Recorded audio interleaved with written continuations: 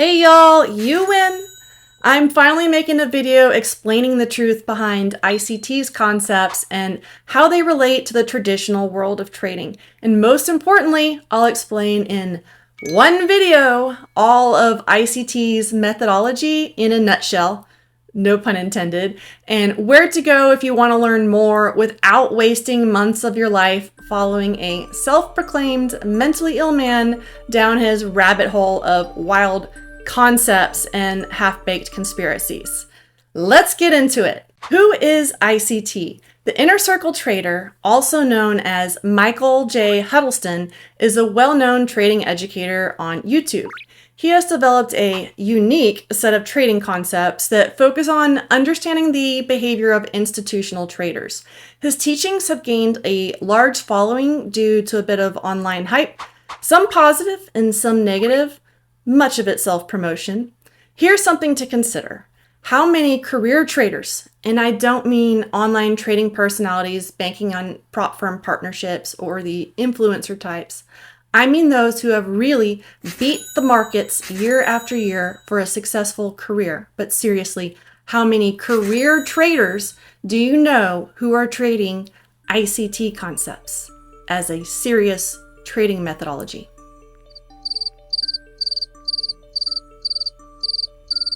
Yeah.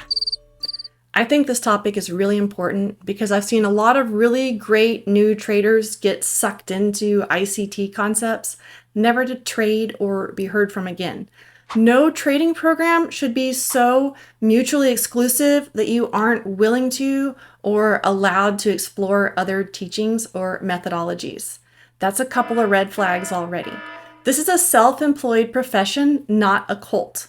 It is well documented that Michael does not trade real funds and that he has charged thousands for the information that I'm about to give you that is available in much more detail for free online or in your local library and has been since before Michael found it. Now let's dive into these infamous ICT concepts and see how they compare to other well-established trading methodologies that have been used by successful day traders for decades. First up, let's talk about order blocks. In ICT theory, these are areas where large institutional orders have been placed, causing significant price movements. Think about them as the footprints of the big players in the market. These blocks act as support or resistance levels. Michael makes it sound as though evil institutions have blocks of orders placed out methodically like landmines to prey on the innocent retail traders. It's all an algorithmic conspiracy and whatnot. That, or everyone who knows anything about charts at all is watching the same areas of major support and resistance because, honestly, they're obvious. Obviously, big financial institutions and retail traders alike have orders at these levels, whether it's a bet on a reject with a limit order or a bet on a breakout with a stop limit order, or they could have a stop loss order sitting there. Some of these traders are smart and they've been at this for a while. Instead of repeating the same process over and over again repetitively, they've written programs or hired developers to write the programs that automatically capture that same trade setup over and over again. Both institutions who have deep pockets and sophisticated software and home traders with a knack for code do this. That way, they can spend their time and attention researching and developing the next best way to make more money in the financial markets. Or a conspiracy, one of those. In traditional technical analysis, this concept of order blocks is just supply and demand, simple support and resistance. Both concepts help us identify key levels where price might reverse or continue its trend, but it's studied and refined by a large number of really great traders who actually trade real money. Y'all, if you want to make real money, you have to trade real money. Supply and demand zones are nothing new. In fact, we can trace them back to some of America's earliest traders and very first market millionaires. One of the most well-known, especially by ICT, is Richard Wycoff. Wycoff was a pioneer in technical analysis and is known for his Wycoff method, which we'll get into in more detail later, but it's so good that it was named after him and still studied decades or even a century later. His work is still highly influential to both the trading community and ICT alike, as many of the ICT concepts come straight from Wycoff's work, as well as another well-known trader and author who has written extensively on trading support and resistance levels, Larry Williams. If you would like your info straight from the source, take a look at these guys' work.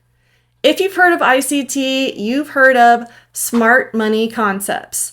Michael likes to add the word concepts to things, but the term smart money has its origins in gambling, when a gambler might place a bet with some advantageous insider knowledge. Sounds familiar, right? Bringing that term to trading is credited to Wycoff. I'm telling y'all, Michael is a big fan. What smart money does matters because their significantly larger relative volume of trading compared to us retail traders can really leave its mark on the market. Identifying this institutional order flow, which just refers to the big banks, institutions, hedge funds, and mutual funds, can help traders trade with the flow of the market instead of against it. This isn't Michael's idea, y'all. This is literally what traders have been doing since the beginning of forever. ICT spends a lot of time detailing complications of support and resistance, and I'll get into those nuances right after we get some other concepts out of the way. When price breaks out of a supply or resistance zone, an order block, we get a breaker block. These are order blocks that have been broken and then retested, often indicating the continuation of the new trend. It's a bullish block if it breaks up and a bearish block if it breaks down. Absolutely groundbreaking. This is a break in a zone or structure, and this breakout point can become a key level for later. ICT did not invent this idea, it's just how the market auction works. Just like there isn't a conspiracy out there after your prop firm paper account stop loss, but there are logical places in the market that the market will gravitate to given any catalyst or volume opportunity, because that's how bid-ask markets and auctions work. Y'all have to understand that to get out of the market victim mentality and into a profitable pro-trader mentality. The popularization of a key level being born when a point of support or resistance or structure in the market is broken is not anything new.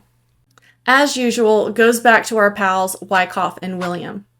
Mitigation blocks, on the other hand, are support and resistance levels where price reverses instead of breaking out. If you're wearing your tinfoil hat, these are where the evil institutions are conspiring to raid and destroy the retail traders' accounts.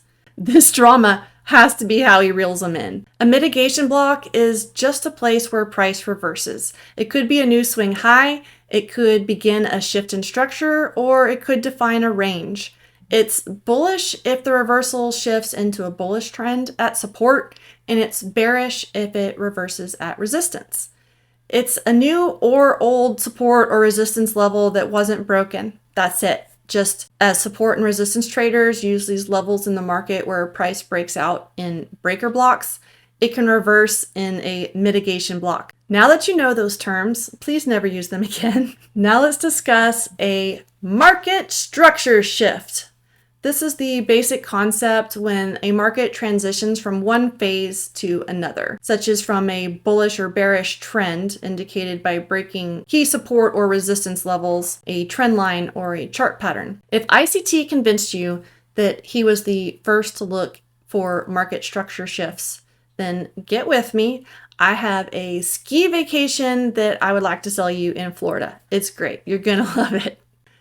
Back to the lesson, the real-life trading community is looking for a trend reversal pattern in some classic charting techniques like head and shoulders, a double top or bottom, and all these different patterns that can indicate a potential shift in market direction. This is basic trading stuff here. When the market breaks a pattern, structure, or level, the market is shifting from a bullish or bearish or flat mode into one of the other three. There are so many people who have mastered the art of reversal patterns in so many ways.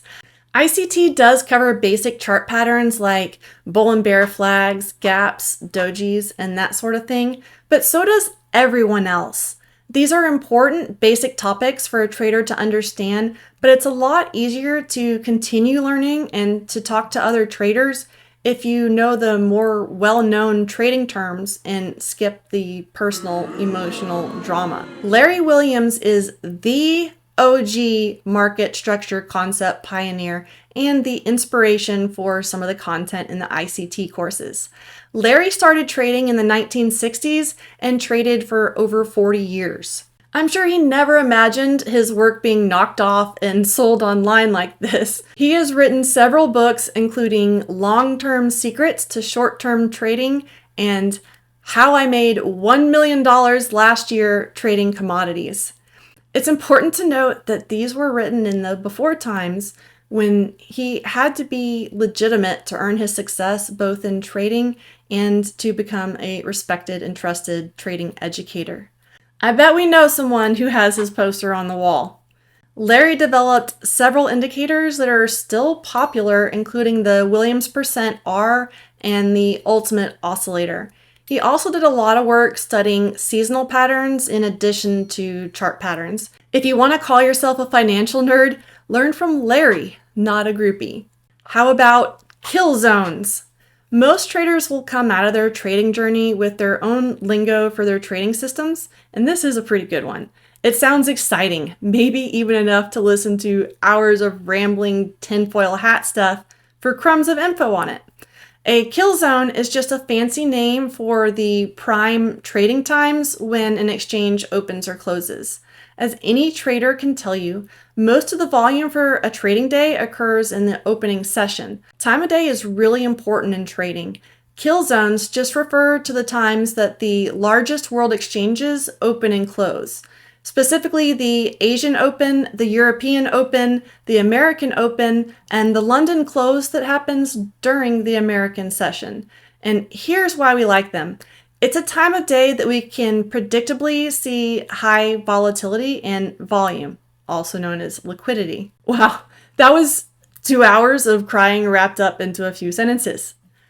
This is loosely based on another term that ICT throws around, time and price theory. Time and price theory is a concept in technical analysis that traders use to identify trends and price movements in the market. The theory is based on supply and demand factors influenced by market participants' confidence in the asset's value. If you're interested in time and price theory, look up W.D. Gaughan. His strategies involve studying the relationship between time and price using geometric angles and cycles to predict areas of support and resistance. Another key concept is the optimal trade entry, or OTE. ICT traders look for specific retracement levels within a price move, typically the 61.8% and 79% Fibonacci retracement levels for the optimal entry points. Let me introduce you to one of my besties, Leonardo Fibonacci.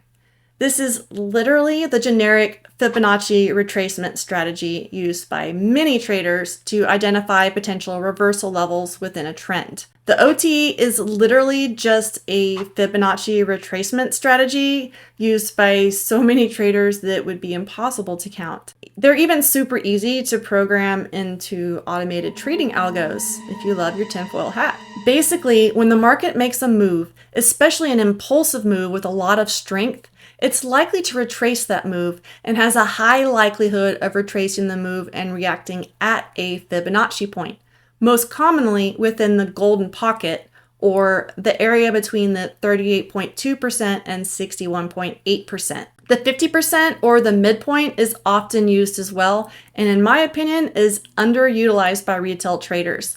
When any of these Fibonacci levels have confluence with another level, say a support and resistance level, an even stronger trade idea can be born. I don't think ICT follows her at all, but if you love my friend Leonardo, you will love my friend Carolyn.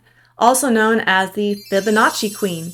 If you want to learn from the best, she got her start on the floor of the Chicago Mercantile Exchange in 1978 and has become one of the leading Fibonacci trading experts.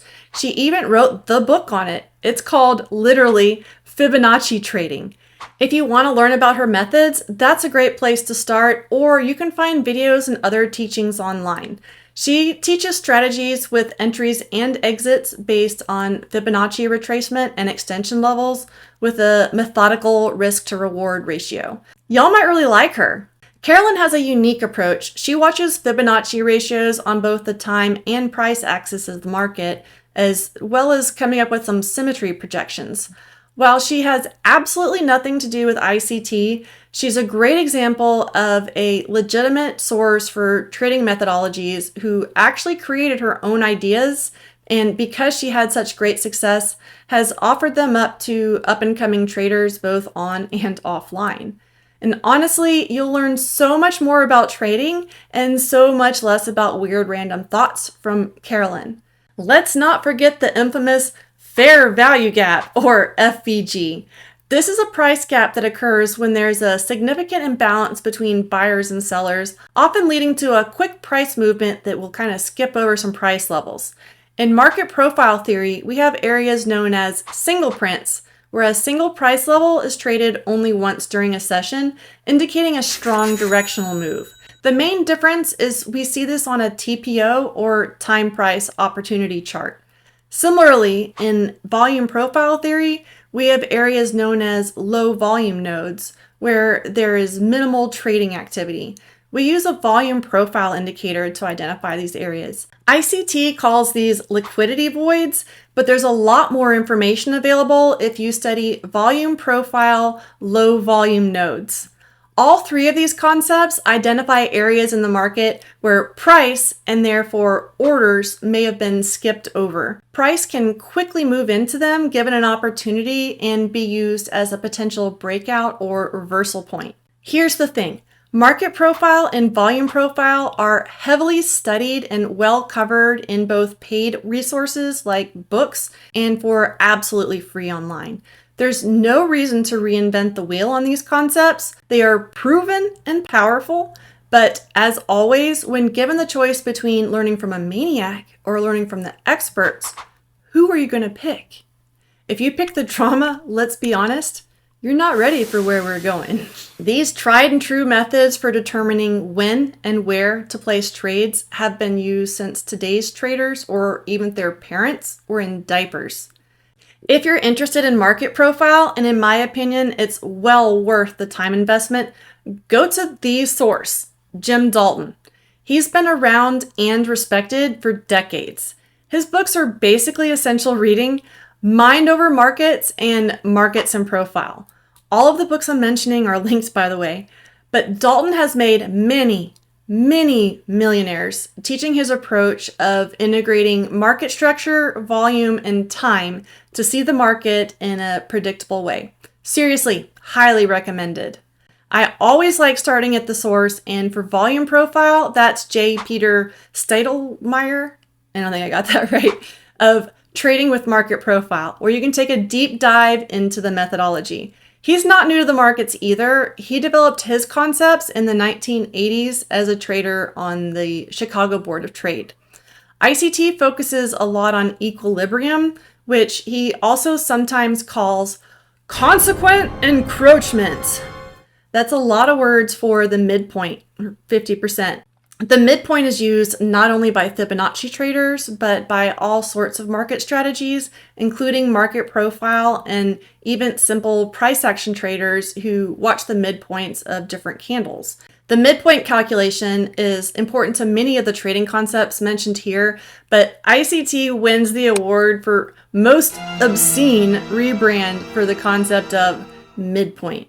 You don't have to believe me, watch it for yourself, start measuring the midpoint between major highs and lows and of anything really, and just watch the magic happen. Let's next talk about the power of three, also known as the Wycoff method. I mentioned him earlier. The power of three describes the market's accumulation, manipulation, and distribution phases. Accumulation and distribution are what the rest of us know as consolidation, but ICT didn't come up with this one. The Wycoff method is a comprehensive trading and investment strategy developed by Richard D. Wycoff in the early 20th century. It focuses on understanding market cycles and the behavior of smart money, which, as I mentioned earlier, just refers to the large institutional traders like banks. According to the Wycoff method, there are a few key phases of the market. The first is accumulation, which is when smart money is buying or shorting large quantities of an asset without significantly moving the price, which they accomplish by spreading their larger order out into smaller chunks over time. This phase is when the market is consolidating tightly or squeezing or waiting. In the markup or markdown phase, the market is trending in one direction or the other in a clear trend, generally with higher trading volumes and a relatively rapid change in price. The next is where ICT puts a bit of spin on things.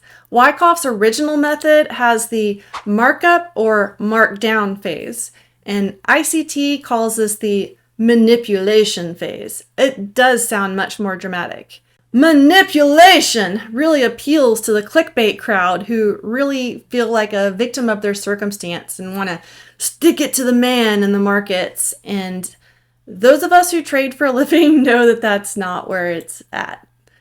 ICT refers to the Wycoff method as the power of three and emphasizes the manipulation phase for effect. But if you're interested, I suggest looking more into the Wycoff method yourself and learn the complete story, including the law of supply and demand, the law of cause and effect, and the law of effort versus result. A lot of his laws inspired a lot of other trading methods that you might be familiar with already. Richard Wycoff pioneered work on understanding market manipulation and how the behavior of large traders can be used to a trader's advantage. He also laid the groundwork for understanding how smart money can use stop-loss hunting to target liquidity, or a liquidity pool. ICT's liquidity pool concept revolves around identifying areas on a price chart where there is a high concentration of potential stop-loss orders. Support and resistance traders, since Wycoff and his contemporaries have been using this method since it was popularized in their time. The idea is this. Many market participants are watching the same areas of support and resistance where price has reacted previously on the charts. If a large institution or smart money is looking to make a transaction without making an obvious massive wave in the market while getting a favorable price, one way they could do that is by drawing price over or under a major level of support and resistance to trigger stop-loss orders to fill their own positions.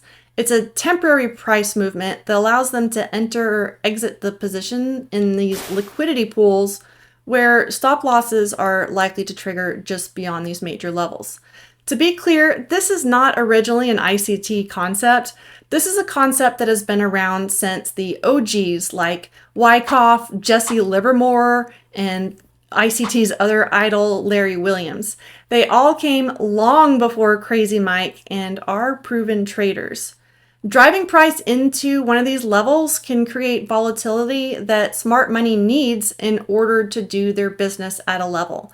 Activating a large number of stop-loss orders simultaneously can cause significant price volatility, which can be exploited by the institutional traders. And when there's no volume in the market, that might be the best option that they have. This is known as a false breakout or a bull bear trap, where the market fakes out traders before moving in the opposite direction. This is a favorite move to watch among supply and demand centered traders like myself. Not only can we day trade them, but it can help us find strong levels in the market to base our next trade ideas on. Lastly, let's talk about the Judas Swing. This is another name for a false breakout that traps buyers in the wrong direction before reversing. ICT may have actually coined this term. I had originally heard it somewhere else, but in my research, I couldn't find anyone using this term before old Mikey. Of course, it's a reference to the old biblical figure Judas, who betrayed his famous bestie. Oh, the irony! I wonder what Wycoff would think of old Mikey. Anyway, catching these moves involves what ICT calls turtle soup, where traders catch the reversal on a failed breakout.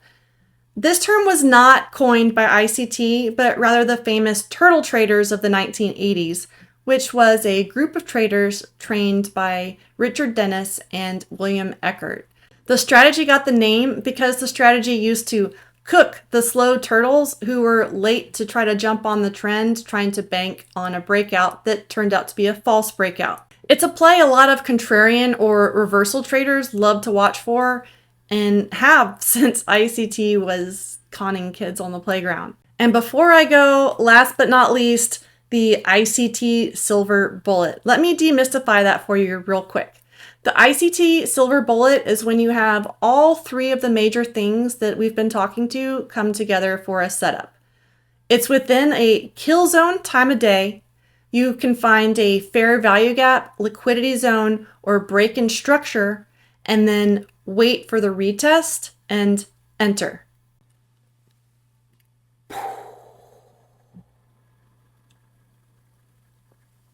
This is the outline to almost every trading strategy you can find. This is Trading 101. Congratulations, ICT culters. You just spent all those months learning basic training that I just outlined for you here in like 20 minutes. But there's good news. If you survive this far, there's hope. And I promise we'll welcome you back to profitable trading. And there you have it, a comprehensive look at ICT's concepts and where they got their inspiration in a fraction of the time. If you found this video helpful, make sure to hit the like button, subscribe, and ring the bell so you never miss an update, all that jazz. I'm adding more videos for free here on YouTube to ungatekeep trading. Drop a comment below if you have any questions or if there's a topic you'd like me to cover next. Thanks for watching and have a profitable day. Don't forget to like and subscribe.